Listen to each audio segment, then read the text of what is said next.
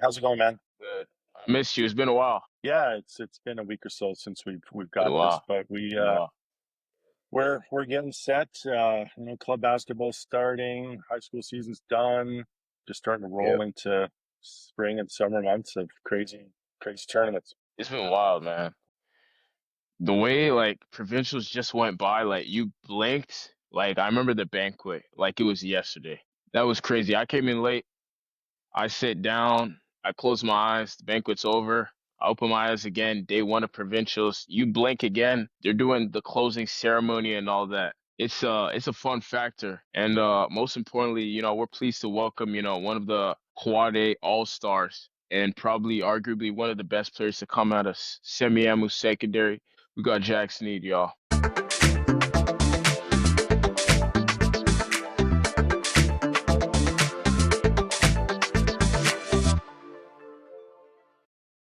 Thank you. It's good to be here. Yeah, I'm excited. Yeah, welcome, Jack. Appreciate you taking the time to answer our trivial questions.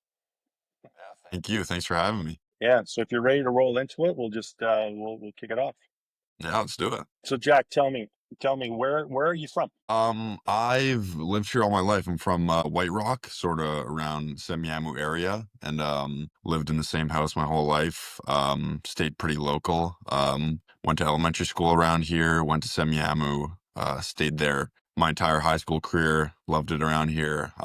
Super grateful for where I live. It's an amazing place, and yeah, moving to Alberta next year, so it's going to be a change, but I think it'll be good for me. And yeah, I'm just grateful for all the opportunities that I've had. You're one of those rare players right now that stayed at your high school for your whole time. You didn't switch schools. You Yeah, just stayed where you were, and yet you had success. So, yeah, has it always it's been basketball? Has it always been basketball for you, or have you had success in other sports before you kind of keyed in on basketball? yeah, I was not I only really got into basketball like full time when I got into high school. I was always a soccer guy. Um, my mom played really high level soccer for all her life. She was on the Canadian women's like U21 national team. So I was kind of just pushed into sort of that pathway when I was younger. I played like HPL, and I played in the Whitecaps Academy when I was in grade 8. That was when, elementary school basketball, it's not really serious until you really get into high school. And once I sort of got to Semiahmoo and met the coaches, and it's such a great community there, and the culture, the basketball culture at Semiahmoo is just like really something that I mean, obviously I haven't really seen other schools, but I mean, it's hard to believe that many other schools have it like we have it at Semiahmoo, and that sort of just like pulled me in. It's something that I hadn't really felt with soccer, and it just made me fall in love with the sport of basketball, and sort of prompted me to follow that and choose that pathway instead of sticking with the soccer. And I'm no regrets at all. I love the decision I made, and I feel like it was the right one for sure. That was around grade 9 when you Yeah. made that split. Yeah, So, grade 8 spring was my first club season. was that with Vancouver Sports Club? Yeah, that was with Vancouver Sports Club. So how did you get into that through knowing Torian, or how did you get into the Vancouver? I mean, there's so many clubs out there. How did that one kind of come to Yeah. you?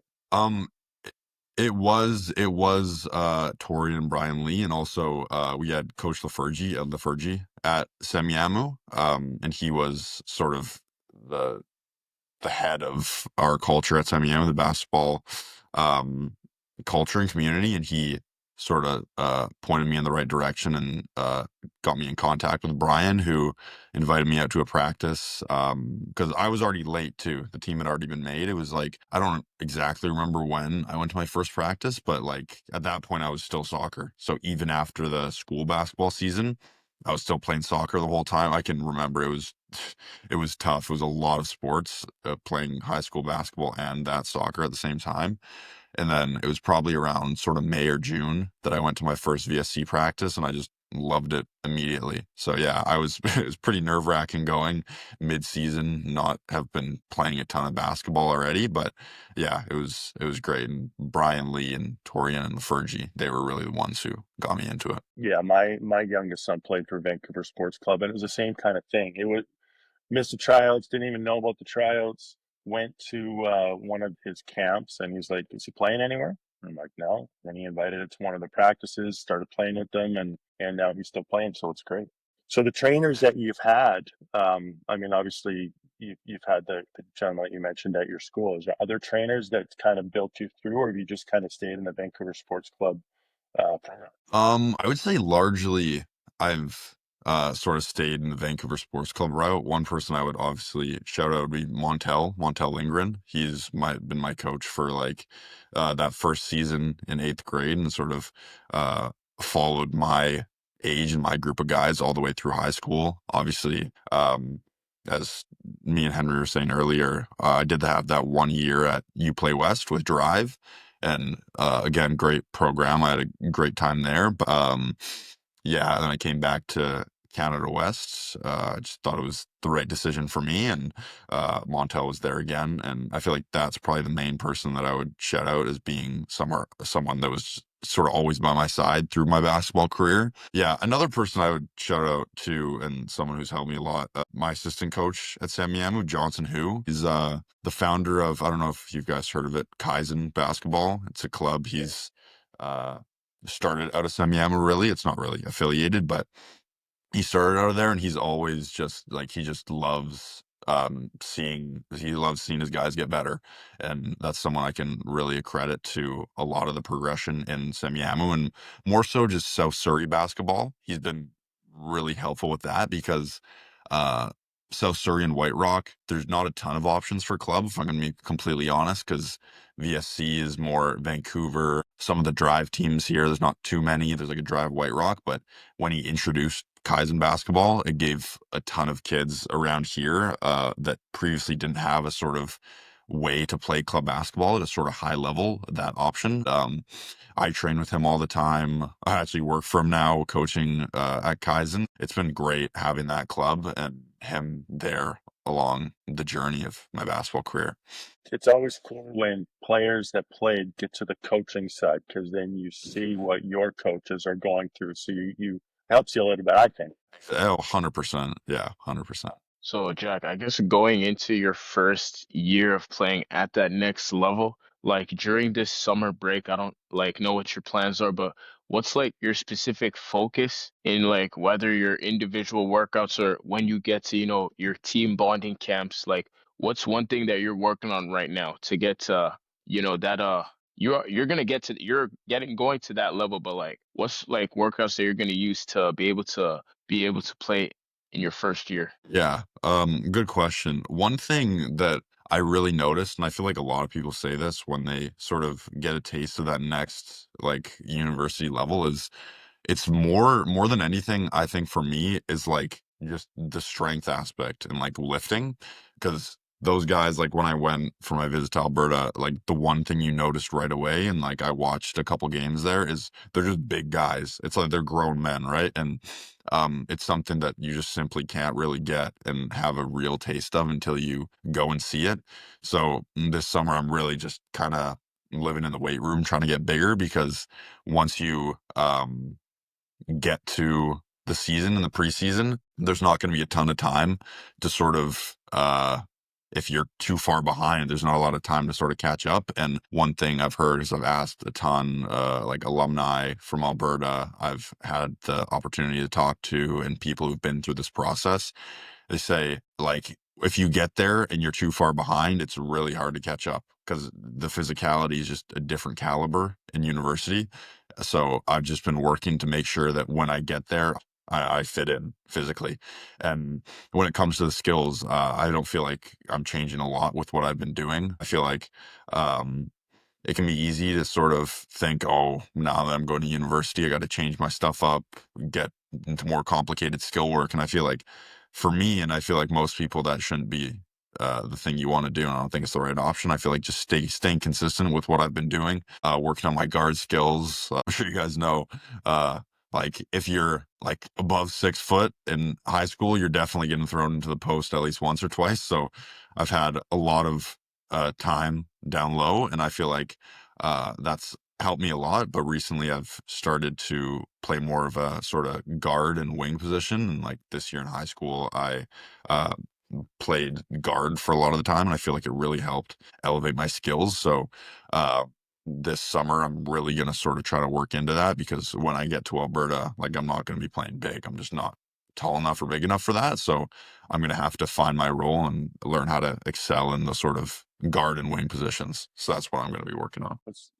How tall are you? I'm like 6'5", 6'6" on a good day. Okay, I mean, what you're doing is great. I'll let Henry continue the question. What you're doing is great. Like one of the reigning MVP in the CEBL is 6'5", and he had an outstanding inside game and an outstanding outside game. So if you can combine all of those and utilize who you're playing against, then it's gonna serve you well. So good on you for recognizing that. What do you think is one thing about your game that didn't show up on the stat sheets but like makes your team better this past high school season, whether it be in the South Frasers where you had like a crazy like loose ball diver, even in provincial?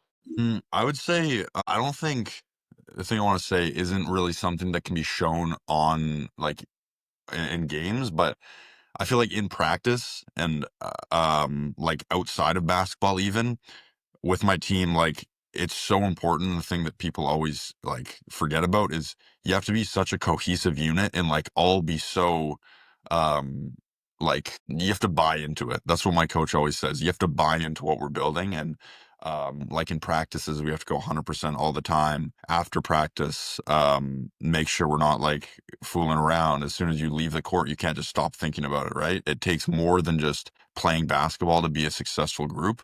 And I feel like throughout my time at Samyamu, like I've played senior for like 4 years, and that's probably the main thing that I would recognize. Because like even when I was in grade 9, and I was fortunate enough to be a part of that team that won provincials with Torian and Cole, in them, it was sort of a different feeling than the other teams I've been on because like it's so serious and they're such a like tight knit group of guys, such good chemistry. But on the court is serious, practice is super intense. And then off the court, it's not like you just forget about it, right? And that's what I tried to bring onto my team this year and push them at practice because it's a long season and it's easy to burn out. But if you sort of all buy into it and stay connected throughout the entire season, then it shows on the court.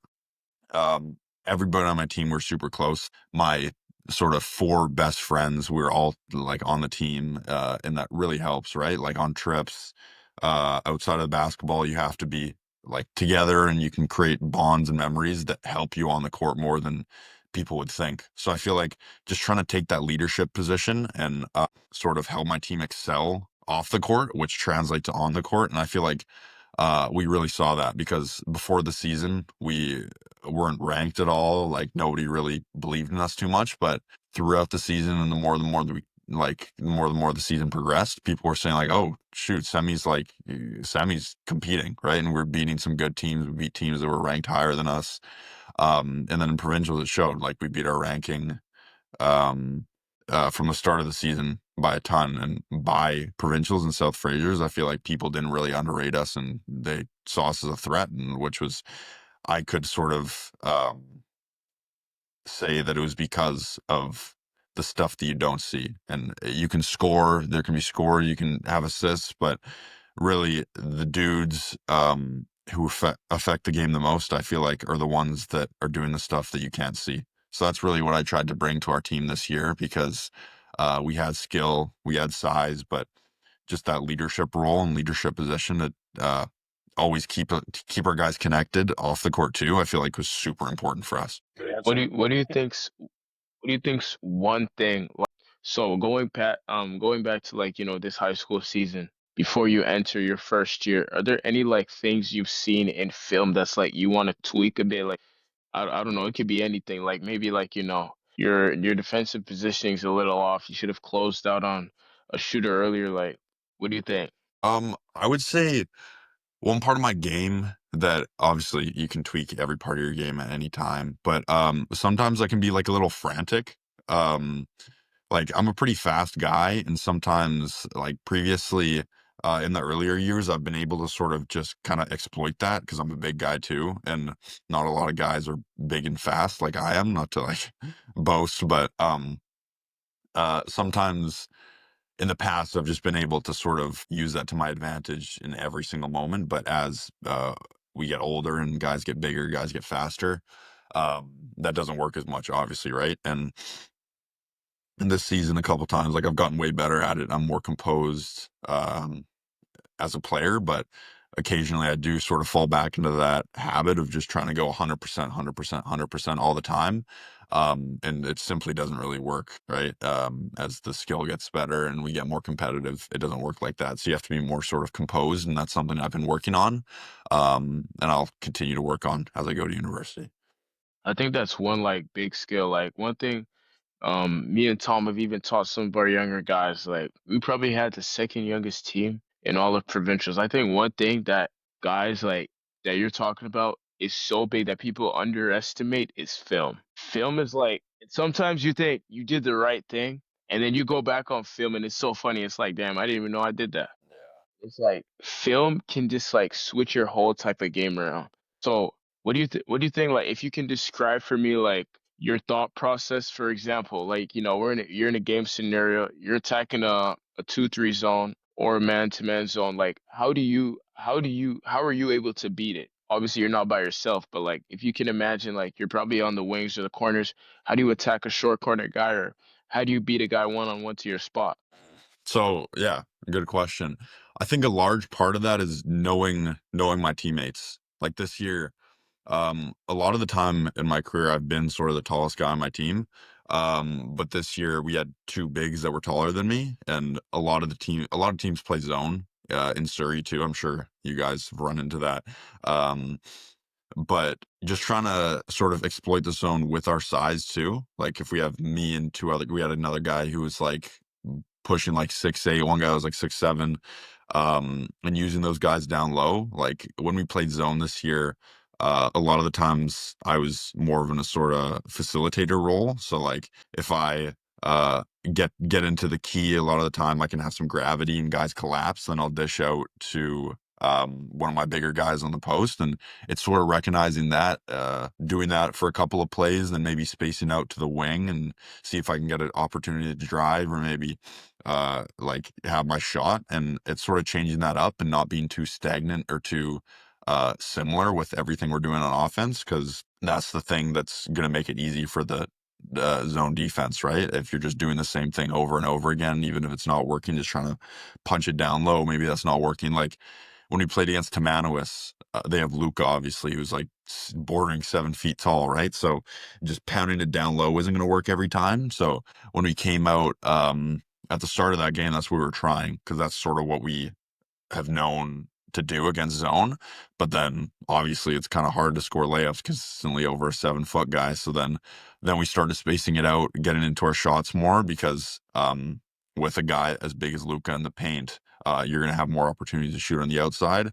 So then that started working. And then we threw in a play with like a sort of horns at the top, and I was dribbling off, and then maybe I had a couple of nice mid-range jumpers, or maybe I could get to the paint, dish out to a corner three. So it's more just like not being robots. It's another thing that we say at Semiyamu. We never want to be robots, right? Making reads is the most important part of basketball. And especially for like a zone offense, and knowing kind of guys you have, knowing our strengths, knowing our weaknesses, and sort of working around what defenses give us. Yeah, that's good. So, like a couple of things that you had mentioned before, like your mindset when you're on offense. So, I remember watching you playing in the Arena Bowl. I think it was against Snead is Vancouver pinned College. I down. know you guys didn't win that game, but what For struck me the Snead, most it's about Philip you guys are Polishov. running like a 50 Polishov play, crosses the half where court you line, were swings the ball you were down on the right. elbow, a Matthew guy came Black to the down and set a inside. screen, and Polishov lays I it could see your in. motor just ready to go. Once that guy came into that spot, you're ready to blast around that corner of that guy. And I think that's a big misconception. What a lot of other players do is they just go through the motion because they're, oh, maybe I'll get the ball, maybe not. But when you blasted through it, you demanded the ball, you got the ball, and you scored the bucket. And I was like, man, I need to take film of that and show my players to say, when you make cuts, that's how you make. Yeah. One thing I would also It's add, impressive. Let's go ahead. yeah, just what you said about cutting. Like because I mentioned I'm starting to coach now too, and I coach like really young guys. and I emphasize cutting so much, and it's such an underrated part of basketball that a lot of people just like overlook because, um, like you said, I remember what play you're talking about too. And it's like, if you see one thing I always tell them, if you see the back of your defender's head, you should cut every single time. It's the easiest way to score. Like, who doesn't want an open layup? Um, a lot of the time people try to overcomplicate it, right? But if you see the back of your defender's head and he's not looking at you, you have the cut 100% of the time. And I would say probably 75% of that time, you're going to score the layup. And it's something that is not a lot of people do, not enough people do. And especially if you're playing that 5-out offense, it's super open. There's two things that you did on that play, though. One is you made that hard, fast cut, but you're also physical. I think that's an element that a lot of people don't want to do is when you make that cut, you're not just cutting to the other side, you're cutting to a place and taking that spot. Guys also don't realize this. Like, as you guys are talking about this, it's also the faster you get to a spot, the more open you got for a shot. So if I'm going from one if we're doing like a little Iverson, even the Iverson cuts, the faster you get off that stagger screen, that three is there for you. And because you're going from elbow to elbow, if you decide to slip to the basket, the big that's on that elbow can set you rather an inside screen or you're going on the outside, so you have the layup. It brings so many options. I don't know why it's so underrated. Guys just want to be robots. Like that's a big emphasis too. I think going into the next level, like guys like you'll be able to get it like this just because you know the basics. And I think it's even good that you're teaching kids young, because once you build habits young, you're gonna build them when you're older. Coaches are gonna look at you like, man, you don't know how to cut, and this is grade school, right? So that's a big part of the game for sure. Yeah. How do you see your game? Well, we talked about this, so let me try to. How do you see your game translating at the next level? I know we talked about it a bit, but like, what ways do you think you can benefit your new upcoming Alberta squad in the fall? Yeah. One thing that I talked to Jeff Pippis about, my new coach, was he really liked my versatility. Like, I'm not a guy who's gonna be like, if I can't be the number one option, I don't want to play. And there's guys like that out there, and it's really like a tough thing. But um, I'll really do whatever he needs me to do, and I feel like I can really do that because uh, I've worked to make sure there's not a lot of sort of glaring weaknesses in my game, and I don't think there are. And I feel like that's a really special thing that allows me to sort of be put into any offense or any defense. Another thing would be my defense. I'm a big guy that's also pretty quick.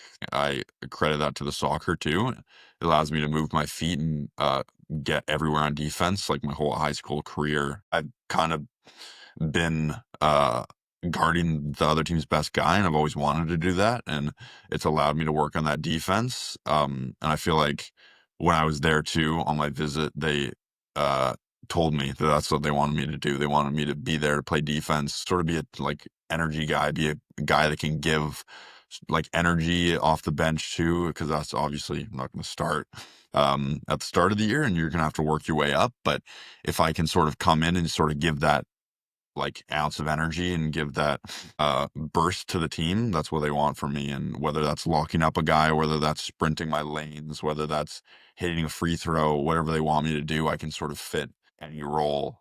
um and further on in my years, I'll probably get bigger roles and more of a main option, but right now I'll can go into any situation, any role, and I'll do my best to succeed in whatever that is. Now let me ask you something, because you touched on a testimonial, and this hit me because I also played soccer, and I can tell anybody that's gonna listen to this podcast, if you do like multiple sports, some sports will help you for whatever sport you want to take seriously, seriously. For example, soccer. Soccer, if you play soccer when you're younger, whatever, you're like, oh, I'm just doing this for fun. Out of the blue, like you just want to start playing basketball. Obviously, over time, you're gonna get that conditioning because the conditioning is different, but because you played soccer, man, you could play 48 minutes straight like it's nothing. Because soccer, you're running up and down for 90 minutes. You only get right, what, 45, 40 in like little leagues, but you understand what I'm getting with this. So I want to ask you, what do you think is the importance of being able to play multiple sports? I think it's for younger kids.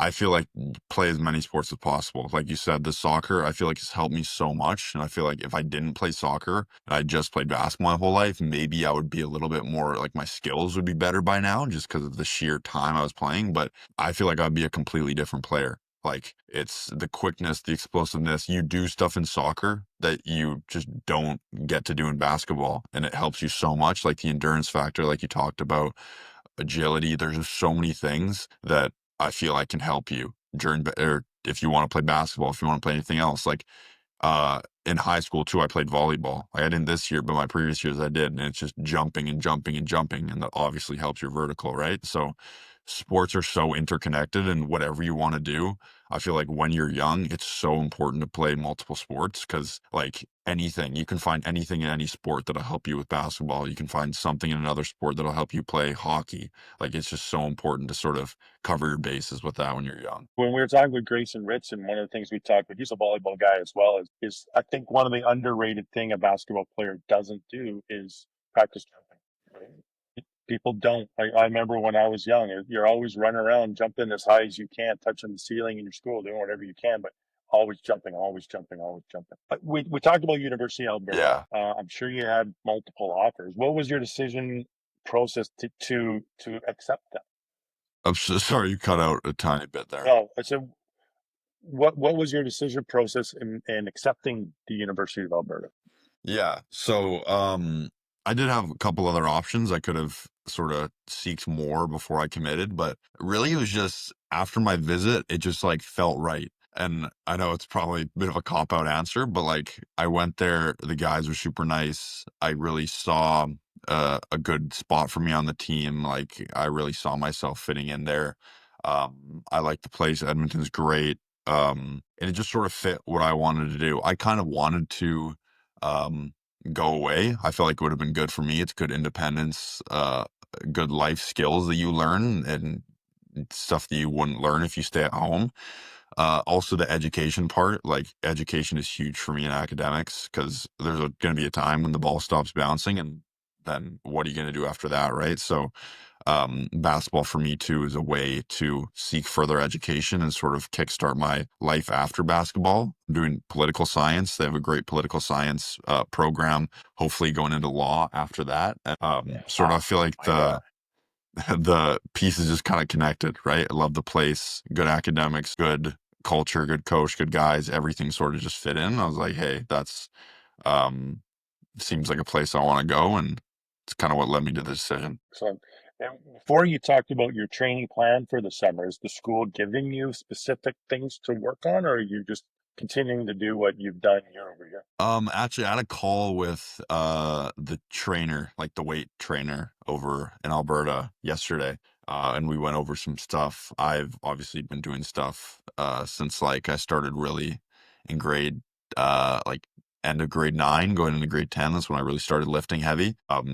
And I've continued that ever since. But I'm also getting some stuff from him to sort of incorporate so that when I go over to Alberta, I'm not like shocked with the difference that in lifting. But in terms of basketball, they haven't really sent me over anything. I'm more just continuing to play, right? Because I'm not playing on like a circuit AU team or anything like that. But obviously, I'm still playing basketball. There's runs at Semiamu all the time. I'm training. I'm hopping in the odd tournament or two. So, um, basketball wise, there's not a lot, but weightlifting, I'm like I said earlier too. I'm still doing a ton. So how are you gonna be how are you able to manage, that student athlete life during the height of the, playoff season? So just in between, like, I don't know, wait, Quade, did y'all have series or you just went straight to playoffs? We it's just straight to playoffs. Okay, so yeah, just at that peak, like how were you able to balance the two together? Yeah, it's tough. Definitely the hardest point of the year. Where it lies is like right at sort of the start of second semester too for us. So it's hard. But I've been doing it for like so many years now. I've sort of started to adapt and um really I just try to one thing that's helped me is I sort of plan out my days. So like I try to not just go into a day being like, I don't know, I'll figure out when I'm gonna do some schoolwork, I'll figure out when I train, when I go to practice. Sort of outlining your days and knowing what you're gonna do. Like I'm gonna spend maybe an hour we're doing work for this class, then I'm going to go to practice, then I'm going to come home, do some more schoolwork, lift. Like having a shape of the day and knowing what you're going to do helps me a ton, and it helps me um, not get stressed too, because it can be super stressful not knowing what you're going to do next, how you're going to fit in time to study for a test, so then how you're going to train. There's so many factors that you have to think about, and sort of just taking it slow and thinking like, hey, I'm going to do this, then I'm going to do this, and it's going to be fine. I'm getting my 8 hours of sleep, which is also super important. That's sort of the biggest thing for me. So not going in blind, I would say, is probably my biggest thing that's helped me through those tough playoff times. For you. You know, We're going to we skip already the next talked question about because you've this, already so answered it with your political science. Yeah. So we have 3 more questions for you, Jack, and then we're going to go into our quick hitters. So this one, of all the games and experiences you have been involved in basketball, what's a memory that pops in your head? Not a team accomplishment, just something that you've done. Whether you're dunking on somebody, a crazy N1, something that's unforgettable to you. I would probably say one for me would be when I was in what grade is that? Grade 10. We went to Westerns, like the Kelowna tournament, which is still to this day the craziest tournament. I'll say it like to everybody that asks. Craziest game I ever played. We played Kelowna, the home team, in the semifinals, and they like pack the gym. I don't know if you guys have ever been to KSS, but there's like 2 huge bleachers on either side of the court. And like the students just line up the baselines too. They're like dressed in all yellow. They're like going crazy. Shirts are coming off. They they'll like find on social media stuff about you. Like they'll find like your dog's name or anything. They'll just figure out anything about you and yell it at you. And that was definitely the craziest game I've ever played. And it was the most fun one too, right? We won that game too, which is even better. And it just feels so good after leaving the court, like staring at all the students in the student section, knowing you beat them. So that was probably the most fun and memorable game that I've played in. they gotta invite us to that Kelowna tournament then, Tom. Oh, it's so good. Shoot. So, what are you like? I don't know if you touched about it in the beginning, but what is Jack like away from basketball? You know, like what do you do on a daily basis? What's your hobbies? Like, what do you enjoy? Yeah. I love hanging out with my friends, right? I have a really close group of it's like 5 guys. 2 of them are on the team and 2 of them were the managers this year, so it was great. Like it was just more time to hang out with my boys. But yeah, I love hanging out with my family. Me and my dad go to movies all the time. Me and my friends. We recently got into hiking. We've done a couple of hikes and it's fun. I have a girlfriend too. It's great. I just sort of I don't know. I'm just chilling. I like to read too. I do that a lot. It's pretty calming. But outside of basketball, I feel like one thing that people think is like for sort of guys like me and the guys that are like the popular guys, like the Alexes and the sort of Ashtons in the province. A lot of people just sort of think we're just basketball, basketball, basketball. But at least for me, basketball is just a small part of my life, right? I mean, it's pretty big, but like in the grand scheme of things, I do other stuff outside of basketball too. And I feel like it's important for people to know that basketball doesn't have to be like your end all be all. And I do a ton of stuff outside of that too. Yeah. Well, that's a perfect segue into this last question then. Is there any hidden talents that Jack has that people just don't know about? Oh, that's a good one. What would I say? I feel like I'm a pretty good writer. That's something I love to do. English is definitely my favorite subject. I'm more of a humanities guy. I like to write. I love to read. I can juggle too. That's one thing I learned how to juggle recently, and it's a good party trick to whip out here and there. Yeah, I would say the people don't know about me. Yeah, not all basketball. I love to do that stuff too. Well, appreciate you doing all this. Our last segment that Henry's going to take care of here is our quick hitter questions for you. Yeah. So you just answer on the spot. It's the first thing that comes to mind. Gotcha. What's your favorite shoe brand? Shoe brand, Nike guy. What team did you get most excited to play this year? Oh, definitely. Oof. I would say probably Tamanawis. Pre-game meal. Pre-game meal. Usually I go for like a sandwich or maybe pasta too, light portion of pasta. Best athlete at semi not named Jack. Currently?